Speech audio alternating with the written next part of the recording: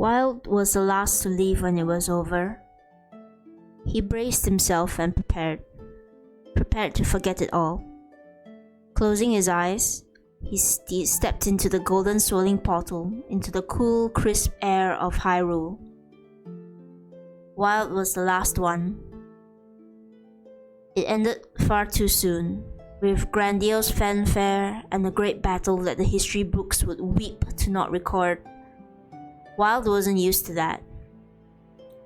When he had defeated Ganon, the land had gone quiet, as if Mother Nature herself was holding her breath. The birds, the bugs, the entire ruins of the kingdom were quiet. He and Zelda had endured days of this stunned silence in their travel until they reached the Zora domain. Only then was there any form of celebration. It turned out that the people were afraid that the disappearance of the swirling darkness was a sign that it had escaped. They were all holding their breaths, waiting in tense silence to fight or die. They made sure word of their victory spread fast after that. With this, there was no time to wait for a celebration. In truth, there was no real time for it. Once it was over, once the final blow was struck, that was it.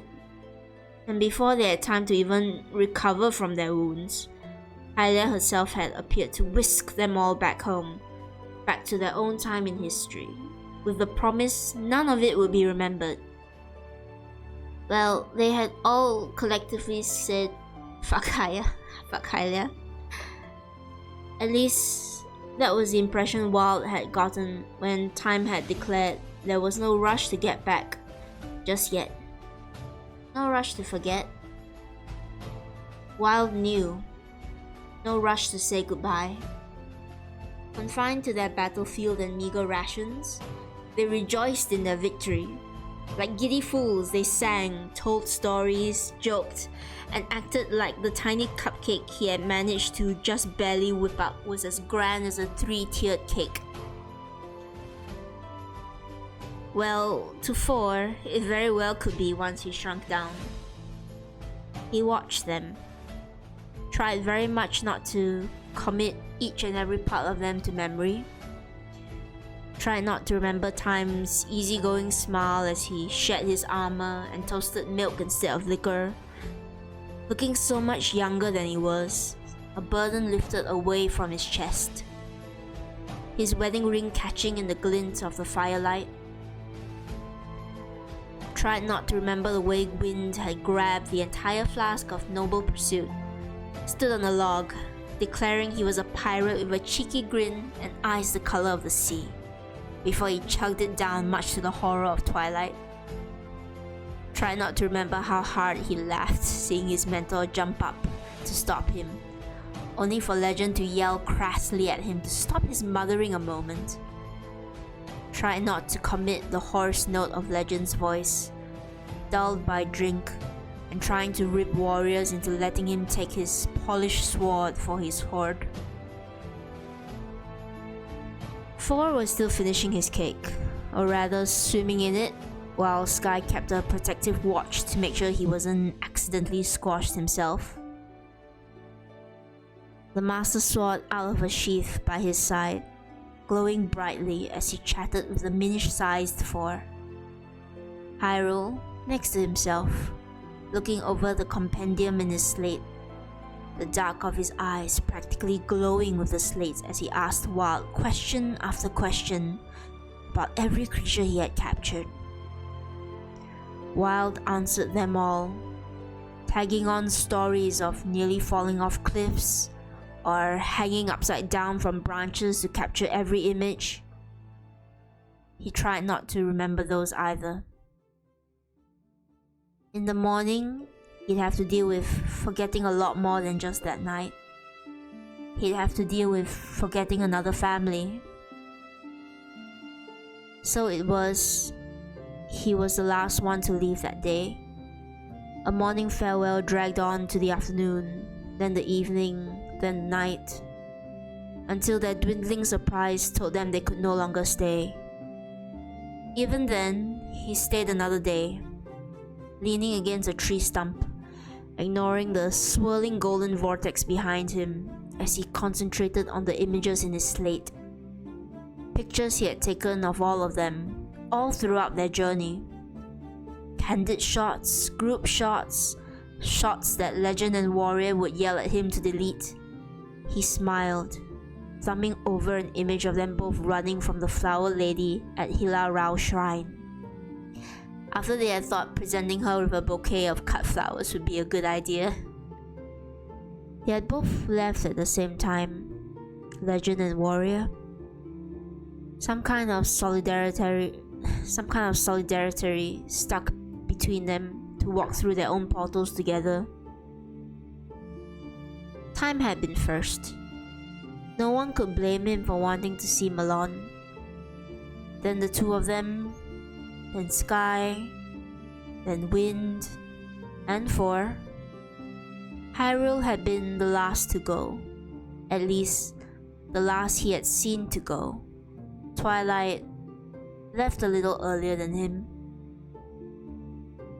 Wild closed his eyes, trying not to recapture the memory of goodbye. Goodbye, cub. Goodbye. He knew he had to leave eventually. Forget eventually.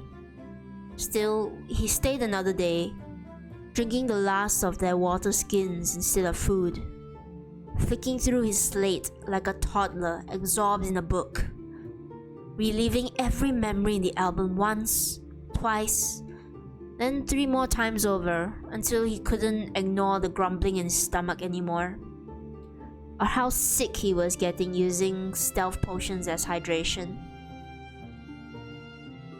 Hylia wouldn't let him leave to forage. He didn't even think there was anything around to forage. The scars of their battle had ravaged his land indeed. There was only one way to go. He stood in front of the portal, gear packed, armor polished, and hair tied up messily slung in a ponytail over his shoulder. Through the swirling golden rings, he could catch glimpses of the ruins of the Great Plateau. A nervous anticipation settled in the stiffness of his bones and the emptiness of his stomach. It wasn't that he didn't want to go home. No, there were people he wanted to see, people who he missed and missed him in return. Zelda, Sidon, Impa, Pura. It was his home. Is his home. He knew he couldn't have gone adventuring with his past incarnations forever, but he hadn't expected to enjoy it so much. Hadn't expected to feel like he had belonged so securely to others, to family. With the others, he hadn't been Link, failed hero given one more chance, a chance he didn't want to redeem himself. Link, a dead man's name from 100 years ago. No, he was Wild. Wild was his own. It was whoever he wanted to be, whoever he made himself to be. Wild had a family he hadn't forgotten. Wild had a burden he didn't have to bear all by himself. Wild was free and fun and loved to cook for others. And Wild was just Wild. But now Wild would die too, alongside these memories. He ignored the tears trailing down his cheek. He had put it off long enough, delayed it too much. He was being selfish. His Hyrule needed him still. He couldn't wallow away from it forever. Couldn't make Zelda wait another 100 years. His bark of laughter surprised him, the pressure in his chest lightening a moment at the dumb joke. Seizing that moment of clarity, He forced himself to step forward into the light. Wild was the last to leave when it was over. He braced himself and prepared to forget it all. Closing his eyes as he stepped into the golden swirling portal, into the cool crisp air of his Hyrule, Wild was the last one. He didn't forget. And that was chapter 1. Alright, let's move on to chapter 2. They had to pinpoint their relation to each other at one point, tried to work out the timeline, so to speak. It had been Sky's idea, if only because he knew he was the first chosen one. Maybe if only because he felt a sense of guilt at their doomed cycle. How could anyone blame him? Not even Hylia knew what would happen. So they had all sat down around a giant pit of loose dirt and tried to map out exactly the history of Hyrule, of heroes and demons, of princesses and goddesses. Sky came first, obviously. Twilight could easily name Time as his ancestor for reasons then unknown. Wind could list Time's history, and Hyrule could tell of a tragedy sprung from that history. And so could Legend. 4 held myths only Twilight could know, seeing as he was the one that made them. Warriors seemed to be able to list stories from several of their eras, and the revelation that time had been fractured severely certainly didn't help. It would take a bloody theorist to solve the history, that or an official guide by Hylia herself. Even then, that had left the mystery of where Wild fit in. Warriors, after looking at the crudely drawn, branching timeline in the sand, had rubbed his chin and then declared that Wild must have been after everyone else, when the timelines were all somehow tied together. After all, the stories they were told were all but forgotten whispers in his time, too vague to have their own history, but certainly alluding to each hero's adventure. Time pointed out that there were several hills, lakes, and structures named after people they had known, people that had lived before then. He glossed over the runes. What's more, the calamity was unheard of in any of their histories. Even Hyrule's own desolate area, the calamity, the divine beasts, 10,000 and 100 years of supposed history were unknown to any of them. Yet, a part of all their histories were merged into Wild's world, where the cycle of the hero was already known. With a nod, Sky took up the sharpened stick and drew Wild's name down right at the bottom of the table. And while everyone had breathed a sigh of relief and decided not to think of the timelines any further, Wild had stood there, staring at the sand and the crude drawing. So, he was the last of them all. He had never given any thought to that. The idea that he was their latest incarnation, the hero's legacy in a failure, story yet unwritten by any descendant that could have come after him. The weight on his shoulders suddenly felt much heavier as he glanced at the others getting ready to sleep.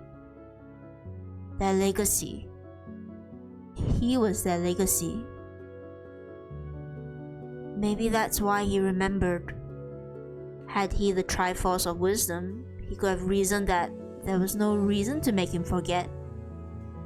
He had no descendants, no history, no other's history that he could somehow upset or manipulate by remembering. Maybe the goddess hadn't wanted to spare the energy to make him forget. Maybe she had made no one forget.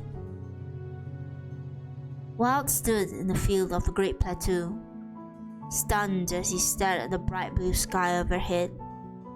His veins felt icy, like he had just dipped himself into a Zora cold spring. His breath had caught in his throat, and his knuckles were turning white as they gripped his slate. His slate! He hurriedly tapped its surface, eyes pained by the glare that flared up as he stumbled over his own fingers to the album. If he remembered, then that meant maybe... No. His eyes widened as he stared at the empty album, his breath hitching in his throat as he kept trying to scroll across nothingness. The only thing that remained were the pictures from before Wild was born, before he left Hyrule with the others. Zelda's pictures were still there, but everything else was gone. Completely empty. Forgotten? No, not forgotten. He remembered. He gasped. He remembered time. He remembered Twilight. He remembered 4, Wind, Sky, Legend, Warriors, and Hyrule. He remembered what they all liked to eat. And if he concentrated hard enough, he remembered their faces when they first learned he could cook. He remembered Twilight calling him Cub. He remembered Wind trying out his paraglider and nearly crashing into a tree. He remembered Hyrule and the way he touched and healed his wounds like someone from so long ago. He remembered them. He remembered. He couldn't forget. Not like that. Not his family. If this was some cruel joke by Hylia that he'd wake up tomorrow forgetting, then they had already defied her once. With shaking hands, he opened up the slate to his log. Eyes burning with stinging tears, he fell into the soft grass, on his knees, hurriedly writing in everything he could remember into the slate. She could erase the pictures when he stepped through the portal, but maybe she wouldn't see this. Maybe she would overlook his hasty notes written so haphazardly. He wasn't sure he knew what he was writing. Their names, little descriptive words that he tied to them scribbled into his logs. Time, Grumpy, Father, Malon, Twilight, Wolf, Horse, Mentor, Legend, Rude, Caring, Pink, Wind, Carefree, Pirate, Sleepy, Sky, Kind, Sword, Zelda, Warrior, Proud, Skilled, Soldier. 4. Small, Brave, Blacksmith, Hyrule, Traveler, Magic, Survivor. Below that, he began to write out everything he could remember in disjointed chronology. Every adventure they had gone on, everything he had seen and done, every meal he had cooked. He wrote until he realized that the light of the slate seemed brighter all of a sudden. Looking up, he realized the sun had set and darkness had descended overhead. He should sleep. He didn't want to sleep, just in case that was how he forgot. So he kept writing. He kept writing until his eyes slits felt like iron chains and his body was all but slumped over. He wrote until he fell into a deep slumber, with the tall grass under the twilight of the moon. In the morning, he awoke with his cheek pressed against the cool grass of the Sheikah slate, bones aching from their sleeping position and head pounding. His eyes flicked down to the ever-trustworthy slate as he sat up, rubbing his cheek. The log was still open. In fact, it was full. He stared down at it numbly, then reached down and flicked it back up to the first entry of familiar names. Familiar names. He began to tremble, a flood of tears overtaking his vision as he pressed the Sheikah slate to his chest and sobbed hoarsely into the breeze. Some strange release having washed over him in the light of the morning sunrise. Wild.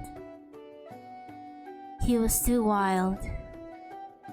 That was chapter 2. Let's move on to chapter 3.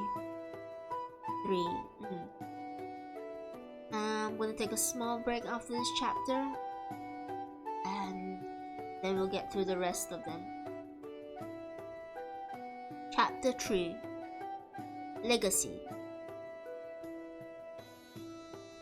He was still wary. Had the goddess blessed him, or was it just an oversight? When would she realize and steal it all away from him? Yet the days passed, and he still remembered. Every day he woke up, and before he even thought to pick out the weed and flowers in his hair, he'd check his slate. And each day he'd still recognize the words there, what they meant to him. It wasn't until he visited Zora's domain, wanting supplies, a bit, and comforts from its prince, that he realized that something was amiss. Sidon had wanted to hear all about his latest adventure, but the man's usual inquiry about his 8 companions were missing. Zora was a prince, it was only polite to ask. And Sidon always asked. In fact, no one had asked him why he had gone from a party of 9 to 1. I apologize, my dearest friend. I do not know of anyone called Time or Twilight. Have you adopted new pets? The prince tilted his head, tail swishing back behind him as they relaxed in the heated pool of the domain. A private sanctuary reserved for royalty away from the communal sleeping pools. A godsend for sore muscles. But it did nothing for the ache in Wild's chest. Throat raw from silence. And who knew his throat could be sore from not talking? The Highlander shook his head, brow furrowing as he turned away. Sidon seemed to sense something was wrong, leaning in closer. Wild, he corrected himself when the Hylian's ears twitched. Are they companions you lost? Wild didn't know how to answer that, just sank deeper into the warm water, bubbles rising up to the surface as he mouthed something incoherent under the water. Sidon thought he was counting, catching the quiet rasp of a 4, but decided not to press the issue any further. Wild was grateful, closing his eyes as he remembered. Maybe it was a curse for him to remember, because it seemed that no one else did. From Zora Domain to Rito Village to Goron City, no one remembered them. Even though he had brought them there before, even though Wind had reveled in the majesty of the domain, calling it a beauty of water to the utter delight of Sidon. Even though Time had spent about 10 minutes comparing a red tunic with the Goron shopkeeper's armor suit. Even though Sky had practically been adopted by Teba as a second kid at some point in their visit. All of them looked at him as if he were losing his mind when he brought up their names. He felt as if he were going mad. At times, he wondered if he was. But no, he remembered them clearly. Oh, so clearly. All their adventures, stories, themselves. He remembered them, even if nobody else did. Even though that was unfair. And it was completely unfair. Gazing into the clear lake surrounding the empty Macoblin camp. He looked at the reflection of the stars above, imagining that he was glaring at Hylia up there. How could she do this? How could she rip away every mark of them from this world? His world, the future, where they were already nothing more than whispers, so stained by the age of history that no one even knew what they had really done. What they had sacrificed to save all of Hyrule over and over again in this thankless cycle. His hand curled around a fistful of grass, yanking the blades out by the root. He tossed them straight into the lake. They landed without any sound, floating idly on the surface of the water. The lackluster outcome halting his anger as he just stared at the glass blades.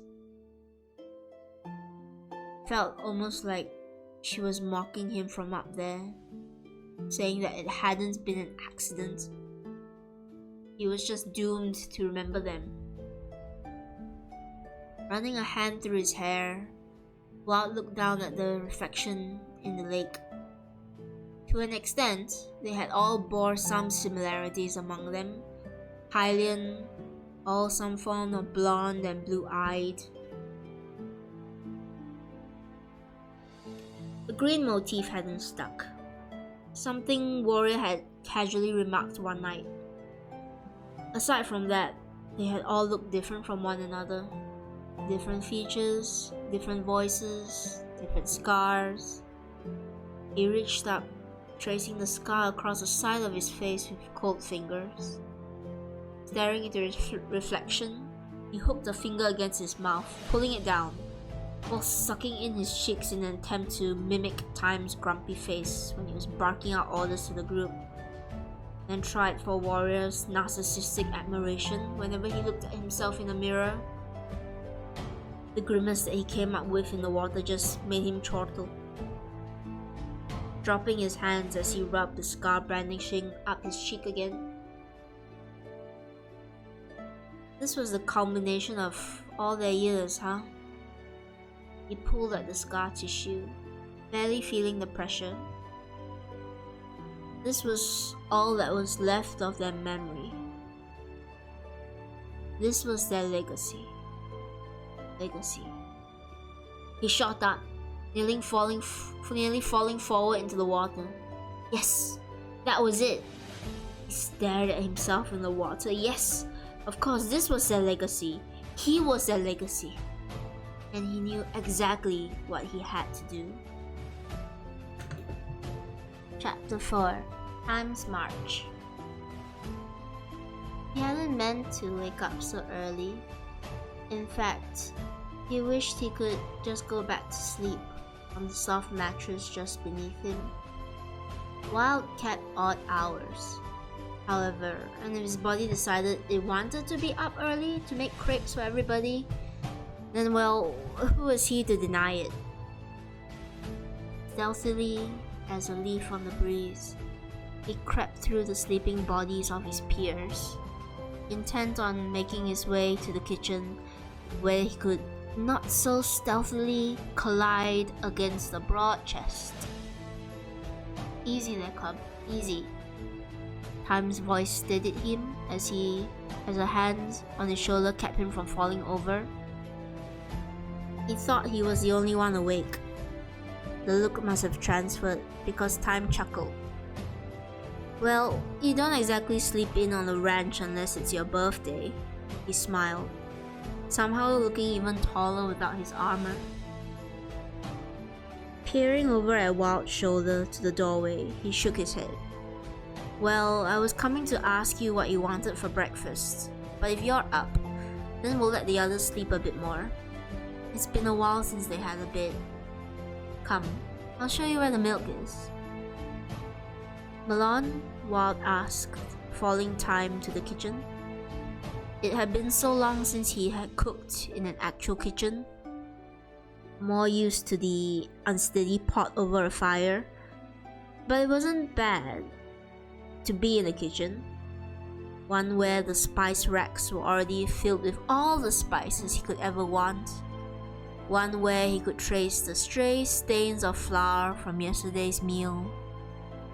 There make-do chairs and stools still strewn around the tiny table. Evidence of their being. Signs of a home. He shook himself out of his thoughts as time spoke. Out tending the horses and refilling the ferry bowls.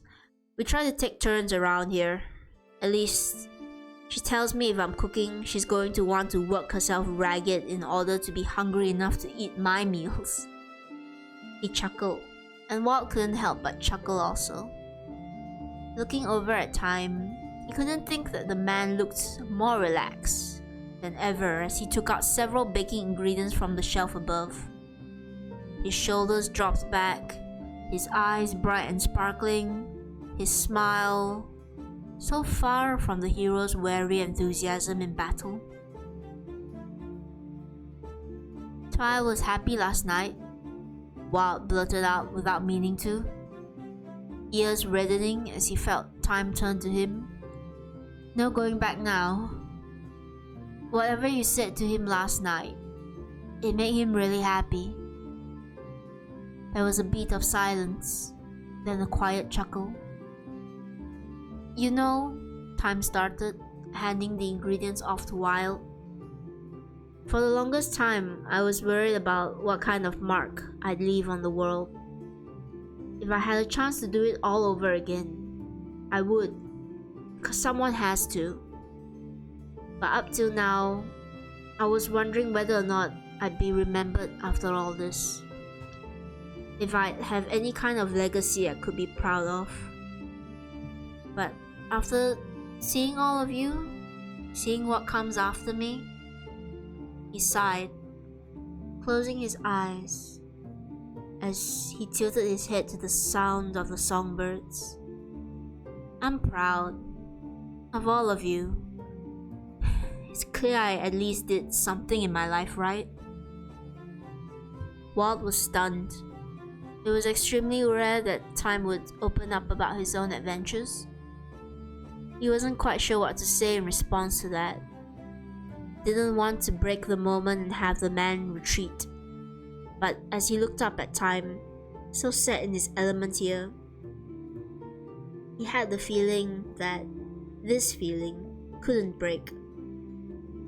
So he just breathed as he fiddled with the flower package, voice soft. All of you did something right. He felt a hand clap down onto his shoulder. Looking up into Time's easy smile and steady eyes, he thought maybe someone else had looked at him like that before, as Time nodded. If it leads to you, then I'll believe it. It had to start with Time. He didn't know how it would start, but he knew where it would start. Twilight had confided in him once that he knew where Time was buried, somewhere near the castle grounds, near a sacred tree or the like. He may have saw that as a fitting burial place, but Wild disagreed. Time was so much more than just his duty to the crown, so much more than just a hero that saved all of Hyrule. Time was here. He stood in the barren remains of the ranch, gently stroking the muzzle of his horse as he waited for Zelda to arrive. It had been a while since he had seen her. After getting back, he had sent a letter to reassure her that he was fine, but he had been afraid to speak to her. She was, after all, the goddess incarnate. In the day when he was afraid that his memories was just seconds away from disappearing, he was afraid Hylia would see through her and rectify that mistake. He couldn't do this without her help though, at least without her endorsement.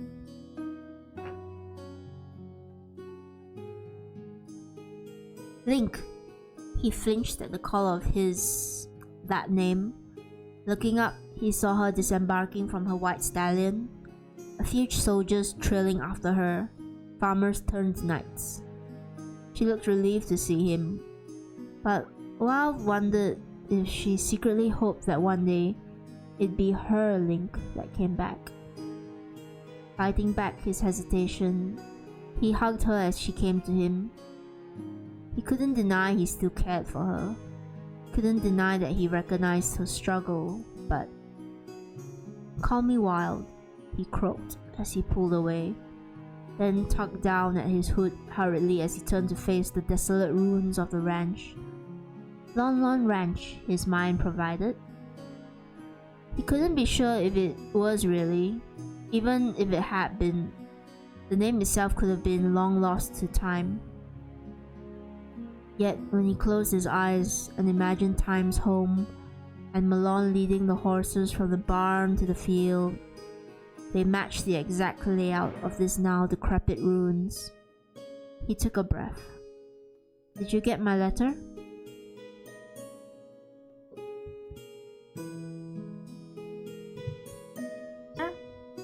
Of course, Wild. Zelda took a step closer to him, a warm smile on her face, and he felt bad for feeling so distant to her. To think he could have found documentation that a hero once lived here, a forgotten ember to time, and so detailed. We must memorialize this site No. Wild? No, that's not what he would have wanted. Not really. Time wasn't to be memorialized. Not in that way anyway. Wild took a breath. His throat tickled, but he forced himself to speak.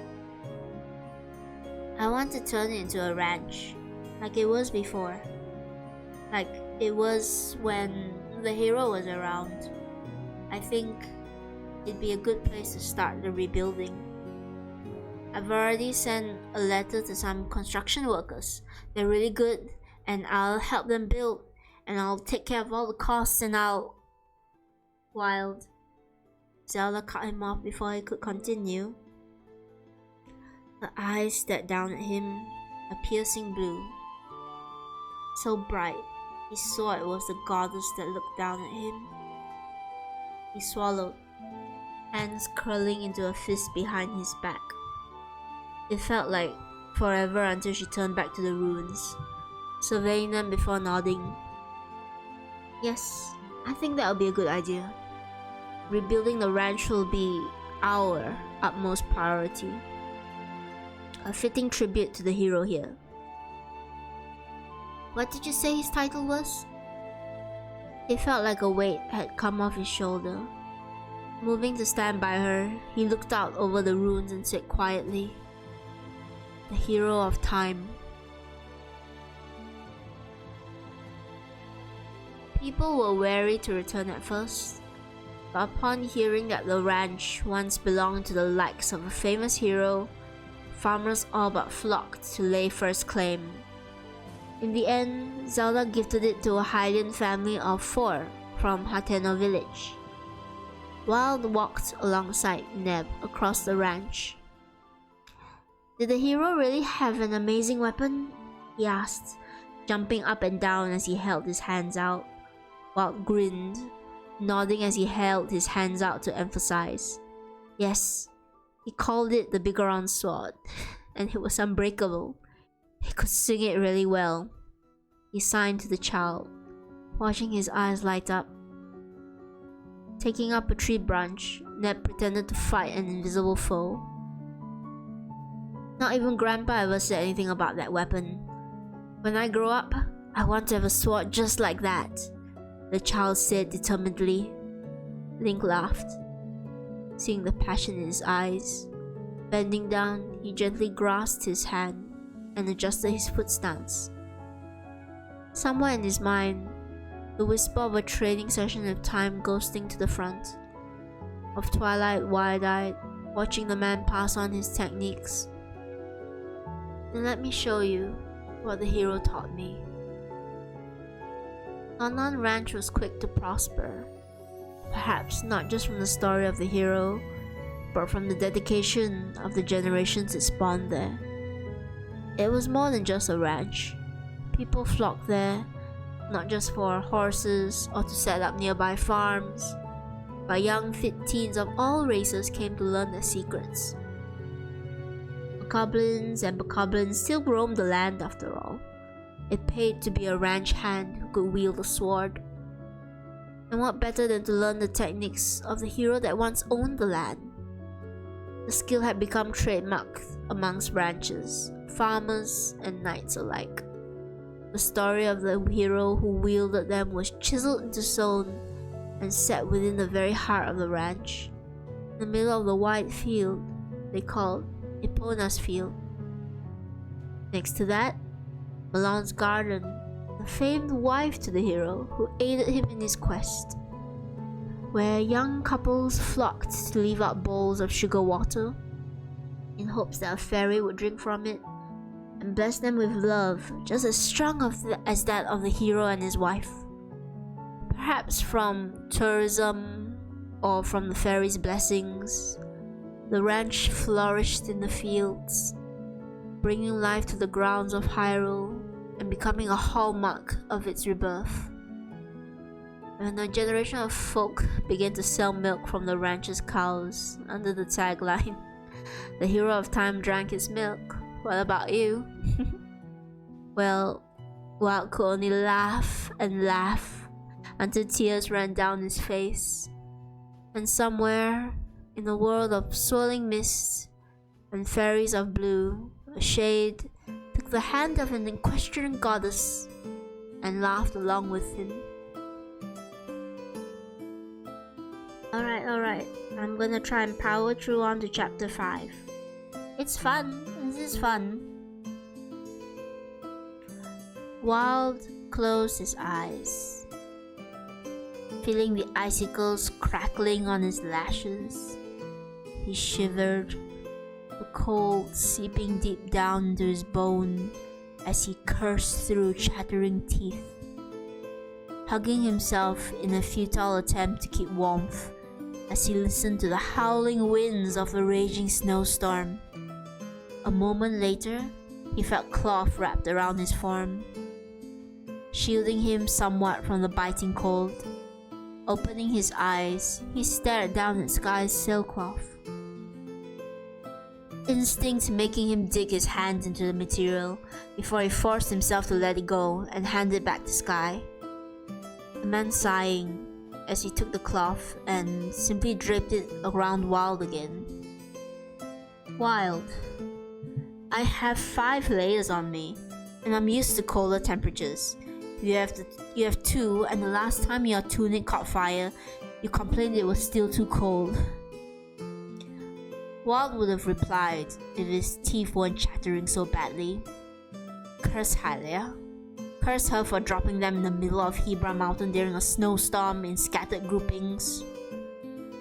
Curse her for doing it at the moment that Wild had relented to let wind look over his slate, so he couldn't even summon his snow quill clothing. And curse the snow itself just for existing. At the very least, Sky was with him, and this cave existed. He was grateful for whoever made this cave in these icy wastelands. In the midst of his thoughts, he felt a weight suddenly plop down next to him, an arm wrapping around his shoulders and drawing him close. He let out a breath at the shared body heat, though he didn't think he was providing very much to Sky, the frozen block he was. He mustered enough energy to keep his eyes open, watching as Sky pulled out a wooden block from his deep pockets and a small piece of flint. The block was shaped elegantly, carved deeply in the beginnings of a wood carving that wouldn't be finished now. Wild felt guilty, watching him set the half-finished wooden idol down with the flint before drawing the master's sword. Teeth still chattering, Wild reached forward, stiff fingers grabbing Sky's arm just as he lifted the sword, looking up at him, then quickly at the master's sword, as if to convey what he was trying to say. Sky seemed to get it, saying, I'm sure Fi wouldn't mind helping keep us warm. Still, Wild winced watching the blade come down on the flint, though he couldn't help but scoot closer to the tiny fire that sprang up from the wood. His gaze still followed the master sword as Sky carefully sheathed it once more. His cold, muddled brain seemed to sense that he was capable enough of speech to blurt, "Did you hear her?" "I do," Sky, to his credit, answered smoothly. "But sometimes I find it hard to hear what she's saying. I think it's to do with where we are and the power she has tied to the era she's in." "Is it hard to hear her now?" "A bit. It feels like she's underwater. Or maybe I am. I can't quite make out what she's trying to say, but I can feel when she's annoyed," he chuckled. Wild nodded, hugging his knees to his chest as he leaned up against Sky, eyes on the fire now. There was a bleat of silence before his stupid brain prompted him to blurt out again, "I'm sorry." "Wild, I'm sorry she's weak here. I'm sorry I let her sleep for so long. I'm sorry I can't hear her. He cut himself off to take a breath, the altitude making it harder to keep up his rant. He sucked in the cold air, half tempted to set his clothes on fire to burn off more of the chill. His entire left side ached, numb, scarred, and cold. And he, guilty and lost in the freeze, before he felt something metallic slowly slide into his hands. Blinking, he looked down and found the hilt of the master's sword gripped in his frozen fingers. Sky pressed his other hand against the blade. The metal felt warm. Wild looked up and met Sky's eyes. The blue in them made his name fitting. "Do you remember when we first met?" "Of course. You thought I was a bokoblin in the dark and tried to take off my head." He turned away, murmuring, "It's not my fault I fell into a mud pit before I got teleported." "A mud pit, and somehow several bushes," Sky retorted, but smiled fondly down at the blade. "She burned my hands when I raised to strike you. She was protecting one of her masters."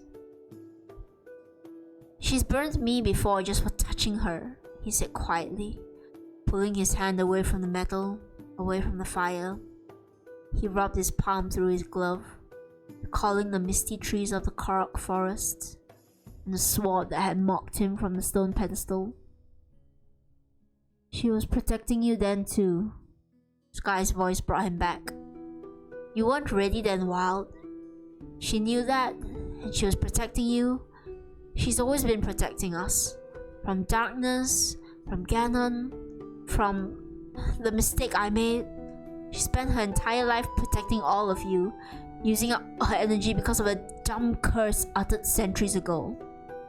It's not your fault that she was so weak by the time she got to you, Wild. It's mine." "Sky, you couldn't have known." "No, but now I do." He paused. "Now I've met all of you, I know exactly what Demise's curse meant, and I'm sorry for it. I thought it'd be fine, carrying the spirit of the hero, getting to be with Zelda in every incarnation, but it's not what I expected. All of you with your own lives and loves shouldn't have to be condemned because of me, because..." "Sky," Wild's voice interrupted him urgently, a growl to his voice. The warmth in his hands was overflowing. The master sword was glowing urgently between them, and Wild wanted to laugh. Because the first time he'd ever hear her was for this moment. She's annoyed at you. At that, Sky's eyes crinkled in a smile. Always could tell when she was. Can you still hear her? A bit, but it's like she's underwater. The other laughed at his words, pressing Wild's hands against the hilt of the blade. The chill in his bones was suddenly gone, replaced with a warmth that the small fire couldn't have produced. Sky said quietly, "She said, she's proud of you." Sky was tricky. He didn't think he'd run into a roadblock so soon. Unlike Time, Sky didn't really have a set home. The man had literally founded all of Hyrule after all, and Skyloft, as high as Wild could climb, didn't seem to exist anymore. And the closest thing to loft wings were Cuckoos or Rito. He didn't think either would appreciate the comparison.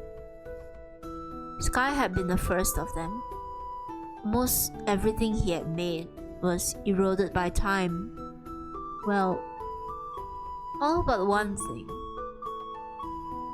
Wild knelt down on the stone, hesitating before he reached out and brushed the cool metal of a silver blade. The watchful eyes of the deco tree above him as he whispered, "Can you hear me?" It had been so long since he had come back here. Not since he had sheathed the sword away after the end of the calamity. He wondered if she hated him for putting her to sleep straight away. He wondered if she remembered him. She remembered Sky, the entire journey, or had the goddess whisked those thoughts away as well. Yet, as his fingers grazed across the hilt, he felt it. The quiet buzz of warmth against his fingertips as the sword glowed weakly. He laughed, feeling her annoyance. The sword that has reunited with its master has grown weak over the years. It does not recognize its true splendor. To restore her power, you must face arduous trials, stripped without weapon nor armor, to test your courage. The voice of the great deco tree rang out around the forest, Koroks dancing wildly against its roots. Wild looked up at its gigantic body, his fingers resting gingerly atop the blade. He didn't hesitate to say, "I'll do it." She was singing by his side, resplendent, glowing, warm. He found himself reaching for her every so often just to brush his hands across the hilt and feel the heat travel up his hands. Even when he spoke idly to Kado, he found himself doing so as he leaned against the cuckoo pen, listening to the man chatter on excitedly about the birds. It was almost like listening to Sky again. Almost. He still wasn't quite sure how to do more for him. They're quite amazing creatures. You know, I first realized how remarkable they are when I was trying to use them for archery. Kado chuckled, tugging his beard as Wild looked up at him shocked. He knew the man had been a brilliant archer, but using the very birds he loved as targets? The man caught his gaze, hardly waving his hand. "Oh, no, never that. Wipe away the thought. I was trying to use cuckoos to slow my fall in the air, so I could shoot an arrow mid-flight. Did you know? You can pick one up and follow them, and the magnificent creature will slow you down in the air. The problem was, the moment you let go to even fire an arrow, they'd fly away. Beautiful creatures, but then you're falling so far away from them." Wild stared at him a moment before pulling out his paraglider, to which Kado scoffed. Bah, things like those were reserved for the knights and royalty. The wood used for that sort of thing alone could buy a year's worth of cuckoo feed. Common folk like us could never afford it. If only there was something easier we could use. The man shook his head just as Wild snapped up, staring at Kado as he had just recited the scripture of the 7 sages. Without a word, he hugged the man before turning and running off, leaving him quite stunned as he watched him go. Kado swore the blade at Link's side was glowing. It took him several tries and many broken bones before he perfected it. What had always looked like such an unassuming cloth, the sky had assured him once that it had been tailored and weighted just right to ensure it could catch the weight of almost anyone. While his own had been a special gift from Zelda, the use of sailcloths wasn't uncommon in Skyloft, and in a Hyrule filled with hills, mountains, and towering structures, it only seemed right that it shouldn't be uncommon once more. And with it, the story of the hero of the sky. He told it to every traveler he met on the road, to every person he handed a cloth to, even scribbled it down into the rumor mill's journal in every stable, though Tracy wasn't too happy about the added footnote. Some believed him without a second thought. Others regarded him skeptically, until he demonstrated the convenient use of the sailcloth by parachuting it off some nearby mountain. And others, well, the glowing lights of the Master's sword seemed to quell their doubts. The sailcloths made travel across long distance and rocky hostile terrains much easier. So easy that it was almost mandatory every postman learned how to use one to deliver letters. Many a traveler and lone wanderer were proud as well to drag out their sailcloths and show them off to others, recounting with pride the tale of the hero that once lived high in the sky that they now emanated. The enthusiasm for temporary flight even endeared them to the likes of the Rito. Walt was proud, but even then he couldn't have expected just how much the simple sailcloth would impact Hyrule. The Hylians were a scattered race, tossed to every corner of the earth by the calamity. When Hyrule was rebuilt, they came back together. An equally scattered culture with no unifying identity, no tradition, no sport. Yet, as with the Gerudo's sand seal racing and the Goron's gut-check mountain climb, Hylians adopted the trial of the chosen hero. Hylians would spend months practicing for the annual event, held just at the outskirts of the kingdom. When it came, they all gathered at the top of the highest tower, built there, and used their sailcloths to race across a myriad of obstacle courses. The winner was crowned the hero of the skies for the entire year, and was gifted a special sailcloth with the castle symbol by Queen Zelda herself, in remembrance of a time from so long ago. It became a tradition, and competitive folk of all other races came to try their hand at the trials. Even the Ritos agreed to keep their wings in order to try and master the skill of the sailcloth, all in hopes to bring home the title of the hero back to their lands. Wild never took part in the official trial, but often found himself racing the obstacle course in his free time. Every time he soared through the air, he could hear Fi singing from the blade. And sometimes, he heard someone else's laughter next to hers, racing through the wind. That was chapter 5, and I think my voice might be going a bit. It's okay. I tried my best to read it all out, and it just means I can come back with another stream, probably next week, probably also Saturday, and I can read out the rest of it. So I'm going to stop here and rest my voice, because it really does hurt. But this was fun. I like reading out my works. Maybe I'm a narcissist because of that. But yeah, this was good. I'm gonna end it here. Thanks so much for listening. I am going to stop talking now because it really hurts. But I will still post up the final chapter today because I promised I would. I won't read it today, but it'll be up there on my AO3. And next week, I'll return and try to finish the story. Thank you so much for listening to my ghosts in the stream and those in the VODs. I hope you had fun. Goodbye. Tene out.